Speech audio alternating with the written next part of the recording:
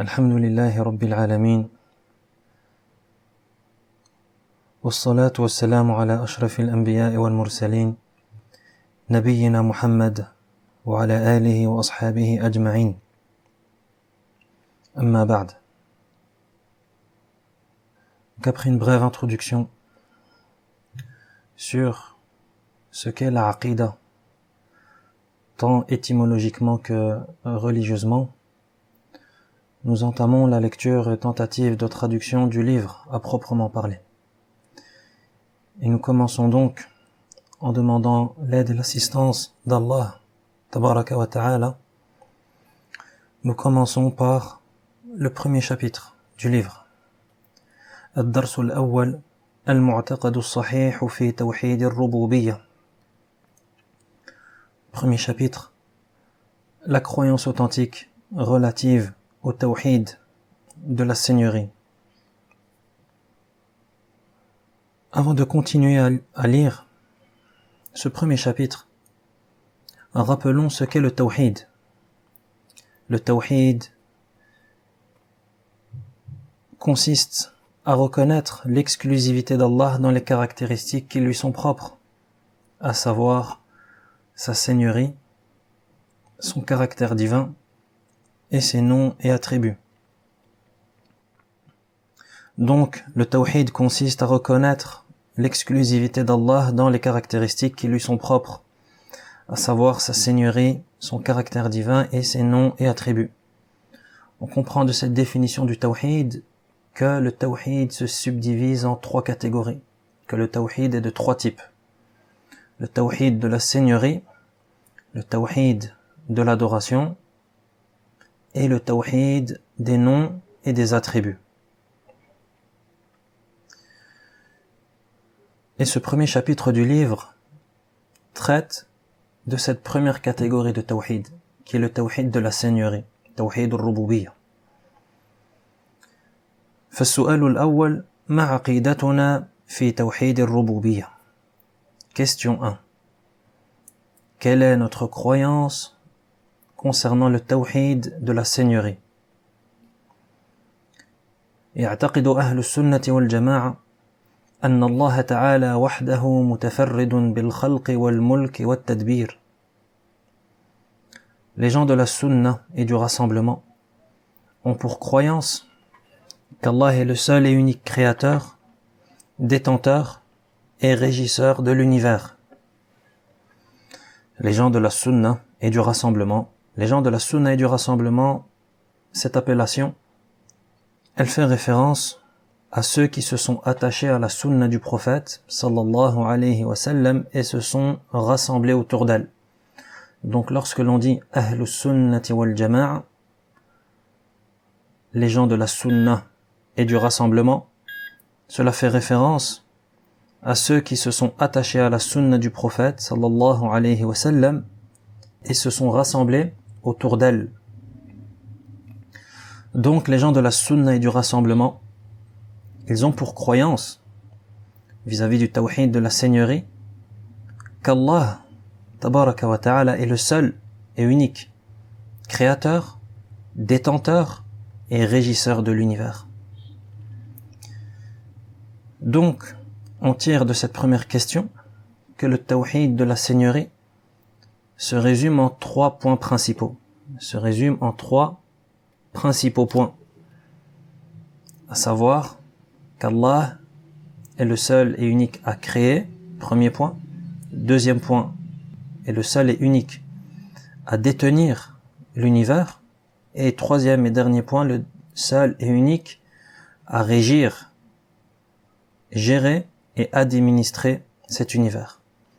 En d'autres termes, cela revient à croire qu'Allah est le seul et unique Seigneur. D'où son nom, le tawhid de la Seigneurie. C'est croire qu'Allah est le seul et unique Seigneur. Et le Seigneur, c'est quoi? Le Seigneur, c'est celui qui crée, qui détient et qui régit l'univers. Donc le tawhid de la Seigneurie, cela revient à croire qu'Allah est le seul et unique à avoir créé et à créer, à détenir et à régir et gérer l'univers tout entier. السؤال الثاني ما الدليل على ذلك? Question 2. Quelle en est la preuve? C'est-à-dire, quelle est la preuve qu'Allah est le seul et unique à créer, détenir et gérer l'univers? قال الله تعالى إن ربكم الله الذي خلق السماوات والأرض في 6 أيام ثم استوى على العرش يغشي الليل النهار يطلبه حثيثا والشمس والقمر والنجوم مسخرات بأمره ألا له الخلق والأمر تبارك الله رب العالمين. Allah tabaraka wa ta'ala dit dans une traduction des sens du verset 54 de sourate Al-A'raf: Votre seul véritable Seigneur est Allah, qui a créé les cieux et la terre en 6 jours, puis s'est établi au-dessus du trône.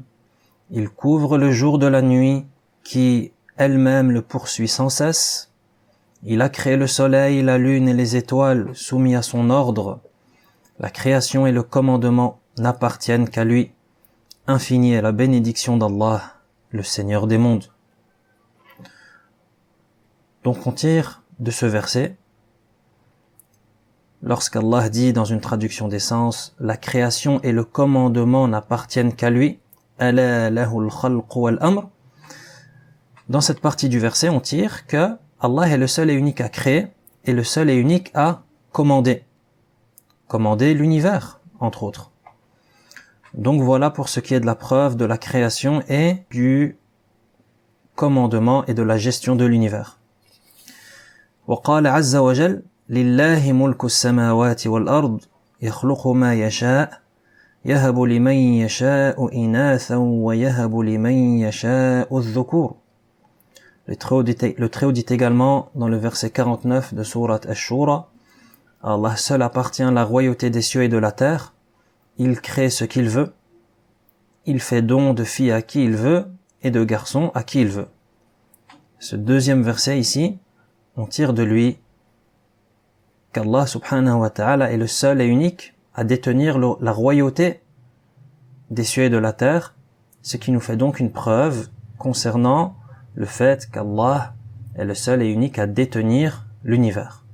Donc voilà pour ce qui est des preuves concernant ces 3 points qui résument le tawhid de la Seigneurie, c'est-à-dire la création, la détention et la gestion de l'univers.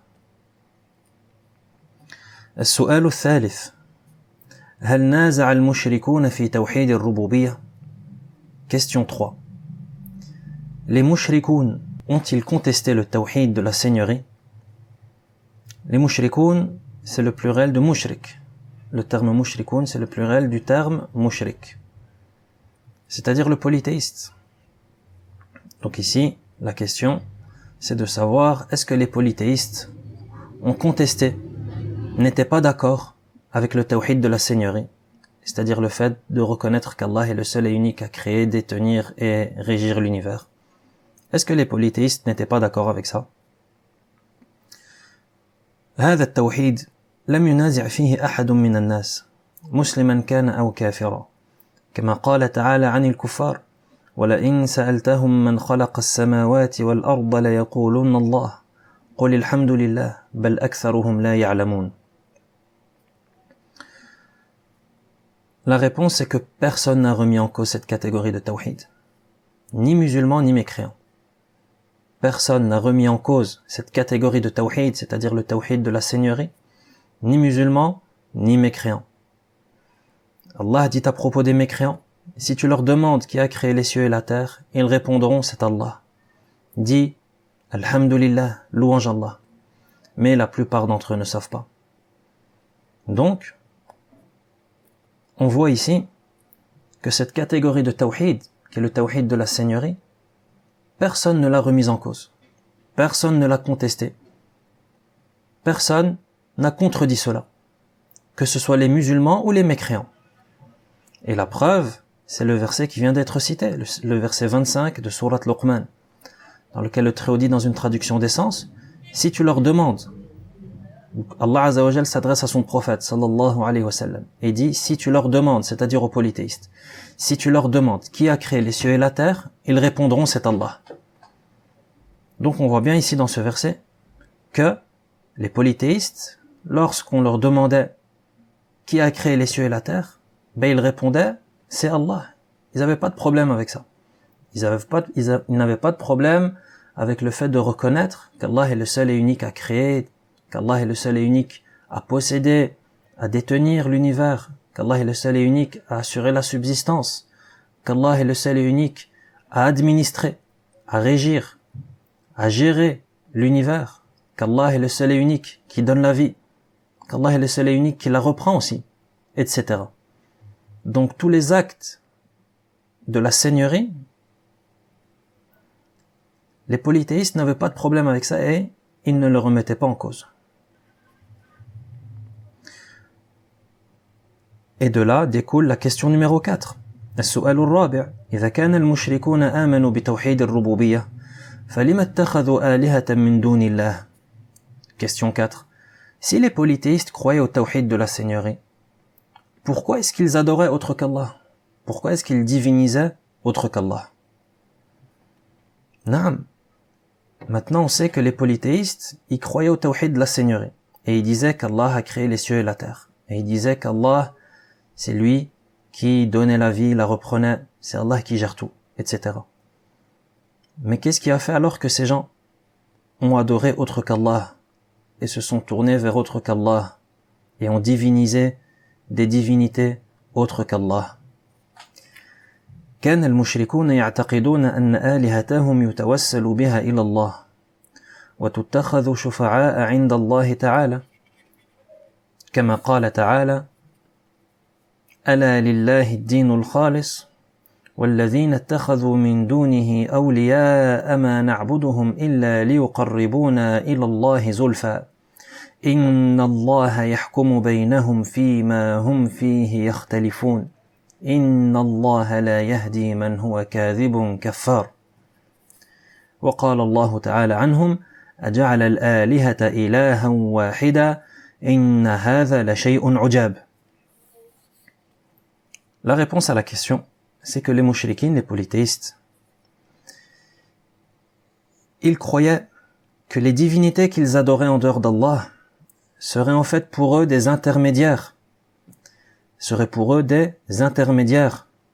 qui leur permettraient de se rapprocher d'Allah. Les polythéistes, ils croyaient que les divinités qu'ils adoraient en dehors d'Allah seraient pour eux des intermédiaires qui leur permettraient de se rapprocher davantage d'Allah. Et ils avaient aussi pour croyance que ces divinités qu'ils adoraient en dehors d'Allah, elles seraient pour eux des intercesseurs auprès d'Allah.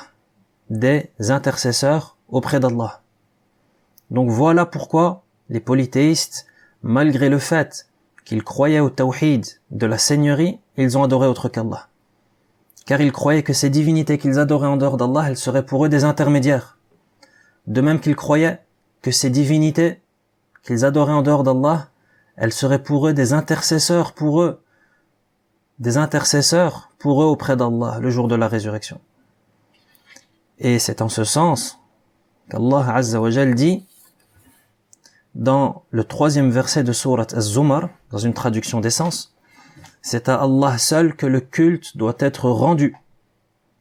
Tandis que ceux qui adoptent des divinités protectrices autres que lui disent « Nous ne les adorons que pour qu'ils nous rapprochent davantage d'Allah. » Allah jugera entre les hommes leurs différends au jour de la résurrection.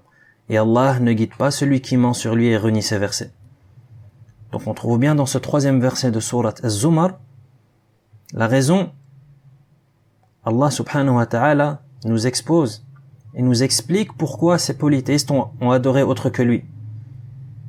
Il dit, tandis que ceux qui adoptent des divinités protectrices autres que lui disent, donc ce sont les polythéistes qui disent eux-mêmes de leur bouche, nous ne les adorons que pour qu'ils nous rapprochent davantage d'Allah.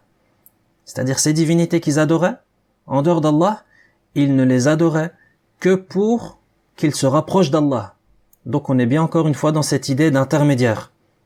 Intermédiaire entre Allah et l'adorateur. Et c'est ça qui a fait d'eux des polythéistes. Et ça, c'est du shirk en islam, comme on le verra en détail, incha'Allah tabaraka wa ta'ala. Allah dit également, dans le verset 5 de Surat Sad, أَجَعَلَ الْآلِهَةَ إِلَهًا وَاحِدًا إِنَّ هَذَا لَشَيْءٌ عُجَابٌ.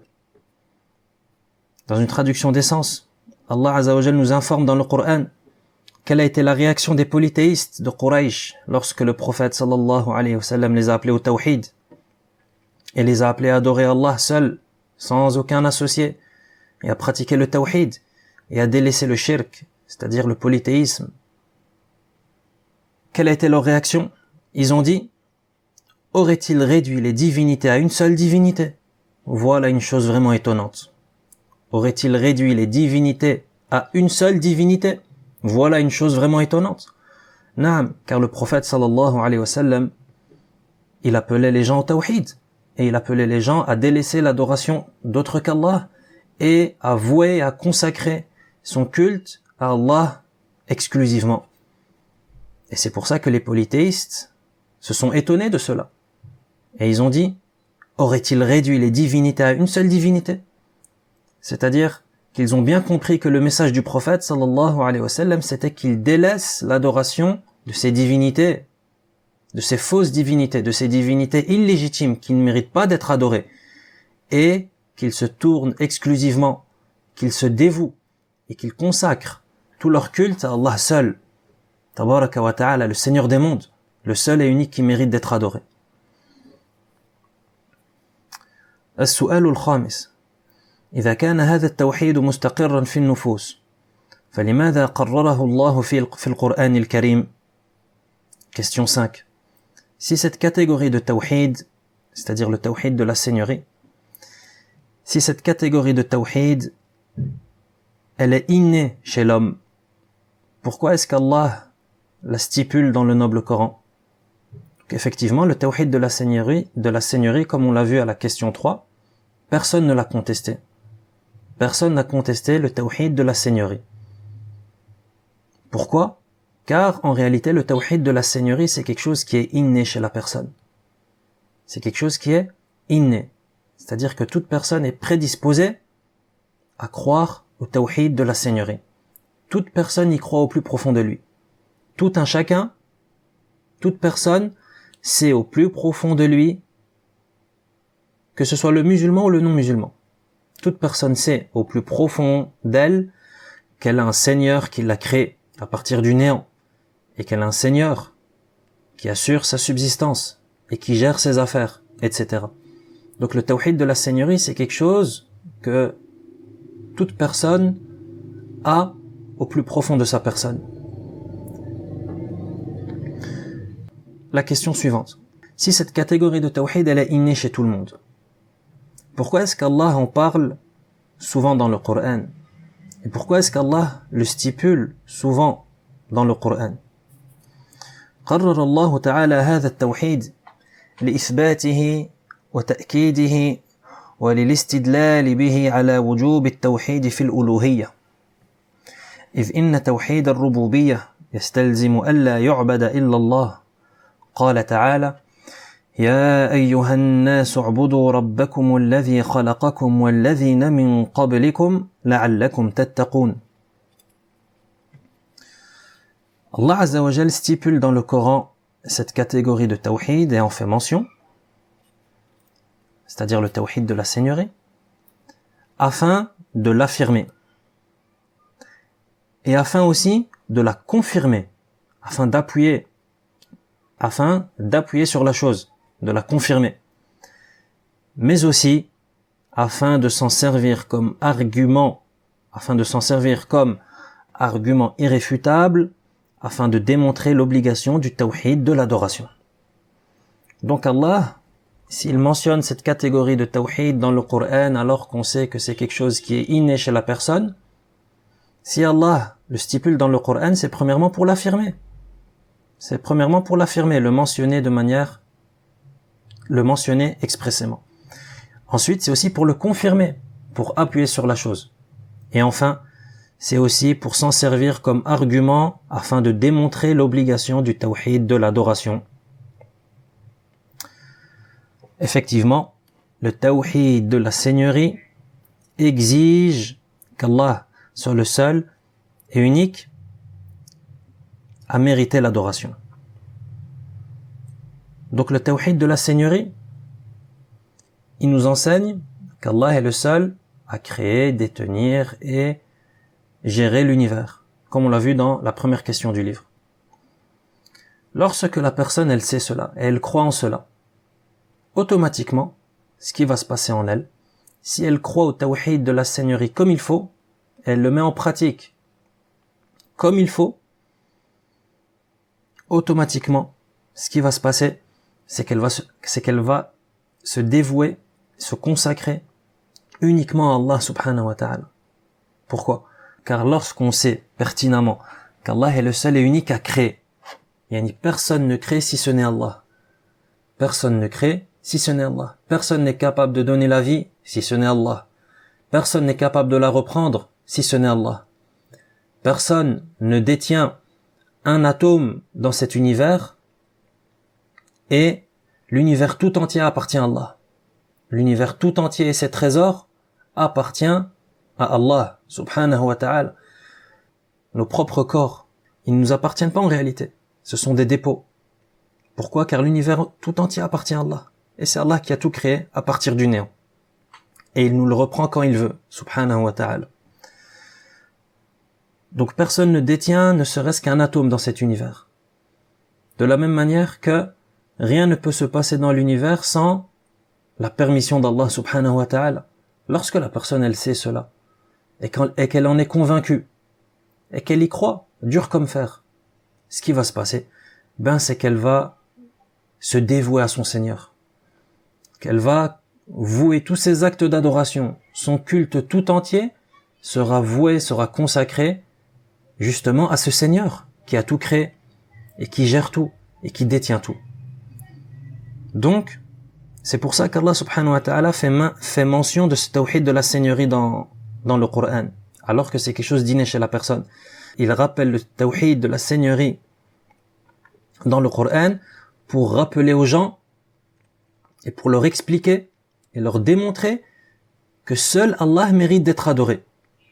Que seul Allah mérite et est digne d'être adoré. Car c'est lui seul qui crée, qui détient, qui régit l'univers. Donc, c'est lui seul qui mérite d'être adoré.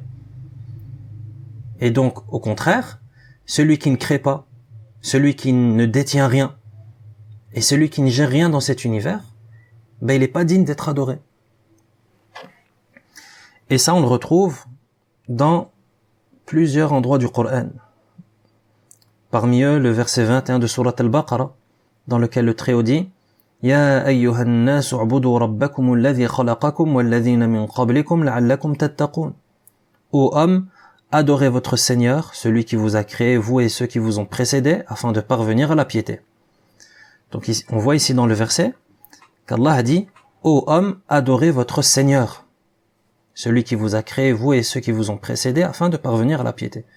Allah, il n'a pas dit Ô hommes, adorez Allah. Mais il dit Ô hommes, adorez votre Seigneur. Votre Seigneur, c'est-à-dire celui qui crée, celui qui détient l'univers et celui qui gère l'univers. Pourquoi? Car la seigneurie d'Allah exige qu'il soit le seul et unique à mériter d'être adoré. Donc lorsque Allah Azza wa Jal dit dans le verset adorez votre Seigneur, c'est comme s'il nous rappelait la raison pour laquelle on ne doit l'adorer que lui seul. C'est comme si Allah nous rappelait de manière implicite et indirecte la raison pour laquelle on ne doit l'adorer que lui seul. Pourquoi? Car c'est le seul Seigneur. Car c'est le seul Seigneur. Et étant donné que c'est le seul Seigneur, c'est le seul qui mérite et qui est digne d'être adoré.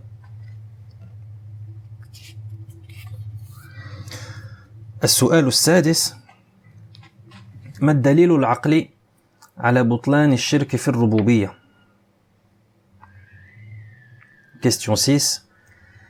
Quelle est la preuve rationnelle qui démontre la fausseté du shirk dans la seigneurie? quelle est la preuve rationnelle qui démontre la fausseté du shirk dans la seigneurie? Et le shirk dans la seigneurie, c'est par exemple reconnaître l'existence de plusieurs créateurs. Donc quelle est la démonstration qui vient prouver que reconnaître l'existence de plusieurs créateurs, de plusieurs seigneurs, c'est une fausseté et c'est une absurdité? Comment est-ce qu'on prouve cela? بين الله تعالى بطلان الشرك في الربوبية وأنه لو كان ذلك لفسدت السماوات والأرض وهذا مدرك ببداهة العقول. قال تعالى: ما اتخذ الله من ولد وما كان معه من إله إذا لذهب كل إله بما خلق ولعلى بعضهم على بعض سبحان الله عما يصفون. Allah tabaraka wa ta'ala démontre la fausseté du shirk relative à la seigneurie en mentionnant le désordre qu'une telle éventualité engendrerait dans les cieux et sur la terre. Donc Allah, il nous démontre la fausseté du shirk dans la seigneurie, c'est-à-dire la fausseté et l'absurdité qu'il y a à reconnaître et à croire en l'existence de plusieurs créateurs ou de plusieurs seigneurs. Il nous démontre cela en nous rappelant ou en nous mentionnant le désordre qu'une telle éventualité engendrerait dans les cieux et sur la terre. Et c'est ce à quoi il est fait allusion dans le verset de Surat Al-Mu'minun, verset 91, dans lequel le Très-Haut dit dans une traduction d'essence: Allah ne s'est point donné d'enfant et il n'est d'autre divinité véritable avec lui. Si c'était le cas, chaque divinité s'en irait avec sa propre création en cherchant à dominer l'autre. Qu'Allah soit exempt de tout ce par quoi ils le décrivent. Donc, dans ce verset, le Très-Haut nous dit et nous explique que s'il y avait plusieurs divinités, que s'il existait plusieurs véritables divinités, chaque divinité s'en irait avec sa propre création, en cherchant à dominer l'autre. Et donc, cela provoquerait du désordre dans l'univers. Pourquoi? Car supposons que l'univers possède plusieurs créateurs. 2 par exemple. Supposons que l'univers possède non pas 1, mais 2 créateurs. Ce qui va se passer, c'est que chaque créateur voudra être propriétaire et indépendant de la création qui est la sienne. Chaque créateur voudra être propriétaire et indépendant de sa propre création. C'est-à-dire la chose qu'il a créée, il voudra en être propriétaire et indépendant.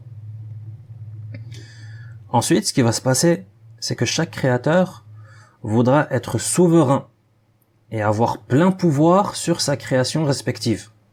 Chaque créateur voudra avoir le pouvoir, voudra être le seul qui commande dans la chose qu'il a créée. Et c'est là que se passe la contradiction et l'incohérence. C'est là qu'il y a incohérence et c'est là qu'il y a contradiction. Pourquoi?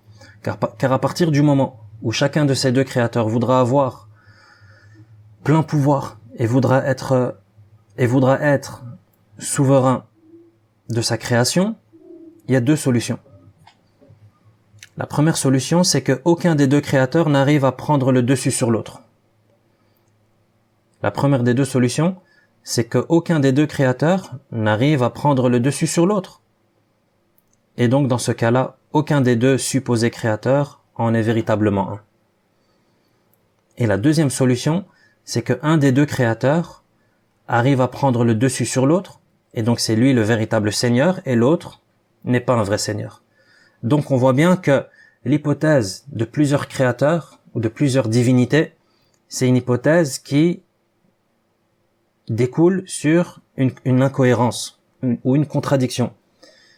Et que lorsqu'on décortique la chose, on arrive au fait qu'il ne peut en réalité y avoir qu'un seul créateur, qu'un seul seigneur dans cet univers.